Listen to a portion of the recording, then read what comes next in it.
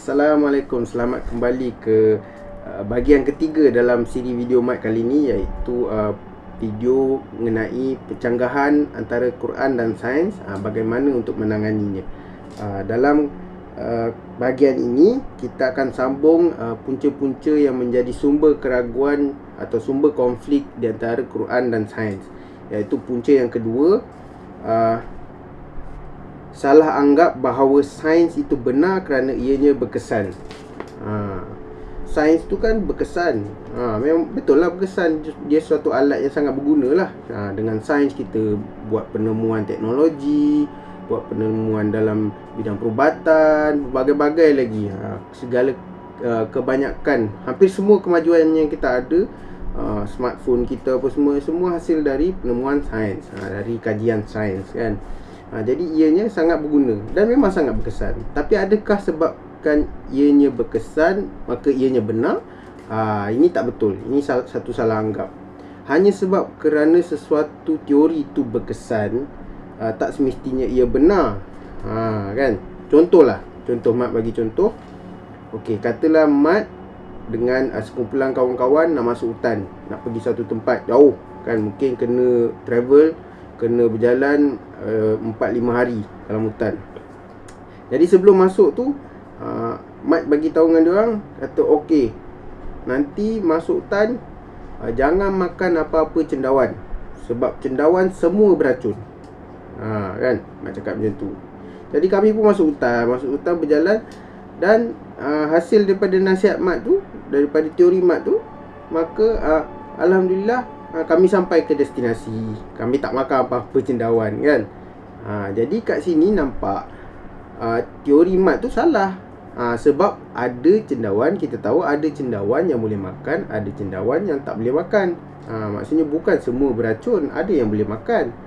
Tapi walaupun teori Mat tu salah, tapi ianya berkesan. Sebab kami berjaya survive untuk sampai ke destinasi kan. Jadi itu contoh yang paling mudah untuk faham isu ni, untuk faham punca yang kedua ni. Okey, apa teori sains yang berkesan tapi sebenarnya salah, atau diketahui kemudian ianya salah? Contoh yang paling mudah atau agak famous ialah teori phlogiston. Phlogiston ni ialah satu elemen yang diperlukan untuk pembakaran. Masa diorang pegang teori ni, masa diorang gunakan teori ni, dia anggap phlogiston ialah satu elemen yang terdapat dalam semua bahan yang boleh terbakar. Dalam udara, dalam kayu, dalam besi, apa-apa yang terbakar, dia mesti ada phlogiston. Kan? Jadi bila sesuatu benda terbakar, sebenarnya elemen phlogiston dalam benda tu, bahan tu yang terbakar. Sehingga teori ni sangat berkesan untuk menjelaskan fenomena pembakaran, ada fenomena penemuan nitrogen sebenarnya. Mereka menemui nitrogen hasil dari teori phlogiston ni.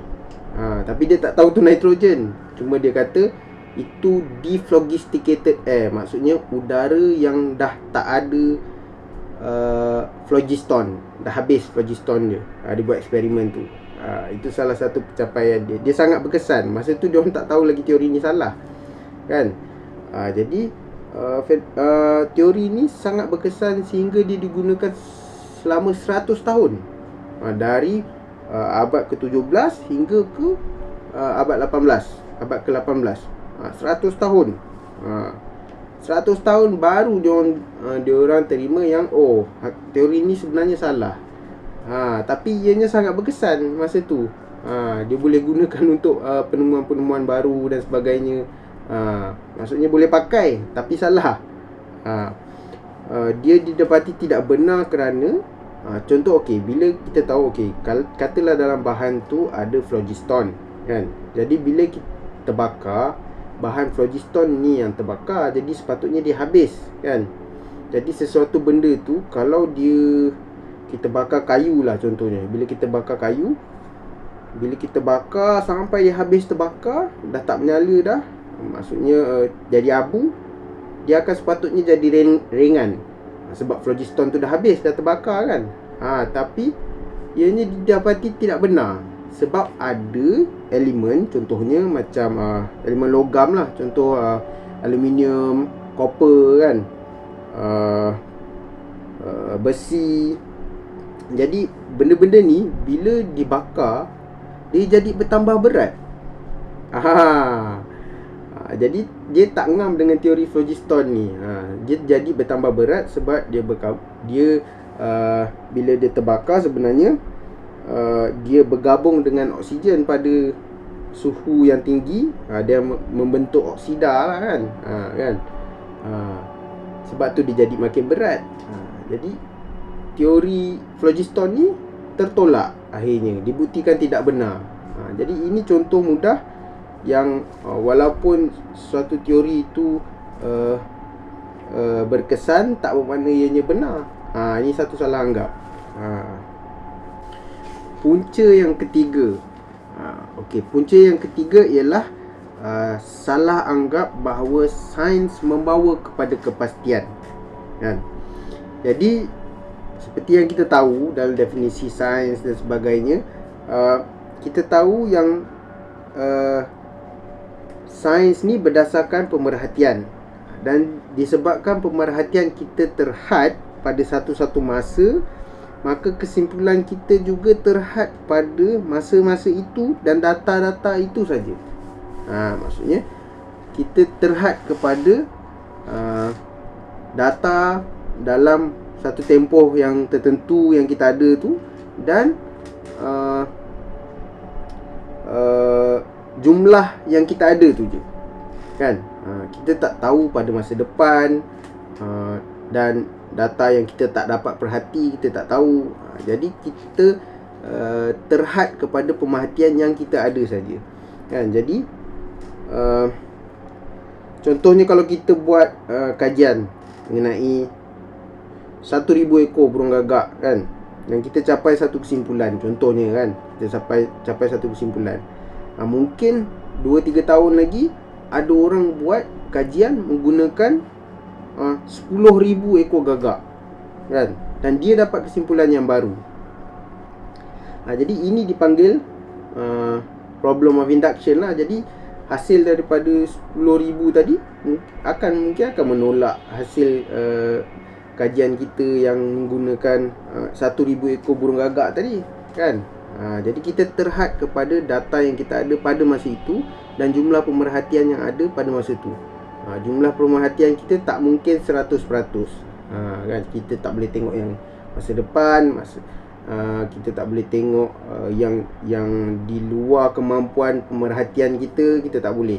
Yang tak direkodkan dan sebagainya, itu kita tak boleh. Jadi kita terhad kepada pemerhatian. Jadi inilah problem of induction, iaitu problem of induction ni ialah satu masalah pemikiran logik, iaitu kita ambil kita buat keputusan berdasarkan pemerhatian kepada sesuatu yang terhad. Maksudnya data-data yang kita ada tadi tu kan. Contoh, kita ambil keputusan dari 10,000 ekor burung gagak tadi kan. Kita ambil kesimpulan yang kita dapat daripada eksperimen tu, dan kita buat satu kesimpulan untuk keseluruhan burung gagak, untuk kesemua burung gagak. Jadi ini satu masalah lah. Jadi dia takkan tepat lah, sebab kita cuma ambil untuk 10,000 tu. Kita takkan tahu untuk semua burung gagak yang ada. Faham tak? Itu problem of induction. Jadi kita tak boleh kata sains ni membawa kepada kepastian, sebab dia terhad kepada pemerhatian dan data yang dia ada pada masa itu saja. Kan? Jadi tak boleh kata bawa kepada kepastian, sebab mungkin pada masa hadapan ada kajian baru kan, data baru mungkin akan mengubah keputusan yang dia ada sekarang ni. Jadi untuk kata sains tu membawa kepada kepastian, itu adalah sesuatu yang salah lah. Walaupun teori-teori sains ada yang teori yang berkemungkinan besar takkan berubah, tapi secara asas, ideologi asasnya orang yang faham sains ni, dia faham, dia tahu, dia tak boleh kata sains ni pasti. Tak boleh. Itu bukan sains namanya. Kalau sesuatu tu pasti takkan berubah, itu bukan sains. Okey, kena faham yang tu. Jadi apa contoh-contoh fakta sains yang berubah mengikut zaman? Contohnya macam tadi, bila ada penemuan baru lah. Contohnya macam yang tadi Mat terangkan, teori phlogiston kan, berkesan selama 100 tahun, tapi kemudian didapati sebenarnya salah dengan pemerhatian baru dan diganti dengan teori oksigen lah yang kita pakai sampai sekarang ni, kan. Okey, itu. Lepas tu teori fizik kan, mula-mula dulu kita teori fizik menggunakan teori fizik Aristotle atau Aristotelian punya teori fizik kan. Lepas Aristotle datang Isaac Newton. Kita guna teori fizik Newtonian physics. Kemudian datang pula Albert Einstein. Albert Einstein buat pula penemuan teori relativity dan quantum mechanics kan. Dia bukanlah dia ganti, tapi dia baiki, dia tambah baik lagi teori fizik Newton kan. Jadi apa lagi, keabadian alam kan, internal universe. Dulu Einstein pun dia anggap yang dunia ni statik, alam semesta ni statik, tak berkembang. Einstein cakap macam tu. Sampai tahun lebih kurang 1931 kalau tak salah saya, baru dia tukar pendapat dia. Dia kata yang alam semesta ni bukan abadi, ada permulaan, iaitu yang paling moden, teori Big Bang lah. Big Bang pun bukan ada satu orang kata, teori Big Bang tu sendiri dia ada banyak model. Dia ada banyak model Big Bang. Itu pun suatu teori sains yang berubah. Teori matahari tu tak bergerak, stationary kan. Dulu diorang anggap matahari tu tak bergerak. Tapi bila ada yang guna Hubble teleskop tu kalau tak salah saya, rupanya dia dapat tahu yang rupanya matahari pun bergerak juga, mengelilingi galaksi kan. Macam tu. Jadi sini memang jelaslah nampak yang sains, kalau orang yang faham sains, dia tahu fakta sains tu sesuatu yang mungkin akan berubah, sentiasa ada kemungkinan untuk berubah. Dia tak akan menjadi sesuatu yang pasti dan tak akan berubah. Itu bukan sains. Kena faham tu dalam punca yang ketiga ni.